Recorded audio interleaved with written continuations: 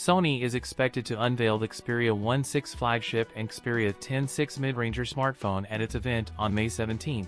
While we've heard a few things about it over the last few weeks, today a new rumor brings us more details. And now here we are with even more leaked images of the two phones, and these looks pretty official as well. Sony's not doing a great job of taming these leaks, but we're happy we get to see the unannounced devices in so much detail. Xperia 10.6 came with dual camera on the back, its primary camera to capture 2x zoom shots. It has a 0.6x ultra-wide-angle camera, plus a single front-facing camera. This time we have a better look at the Xperia 10.6 in all three colors. The Xperia 10.6 will retain a 3.5mm jack, just like the Xperia 1.6. The Xperia 10.6 has been rumored to get 6/8GB in an effort to make it cheaper. The 10.6 has a fresher design than the 1.6, which mostly goes the tried and tested route previously embarked upon by its predecessor. Not a lot of details are currently known about the 10.6, but if it is getting official in around a couple of weeks, then we expect to hear much more about it soon. That's it for today's video.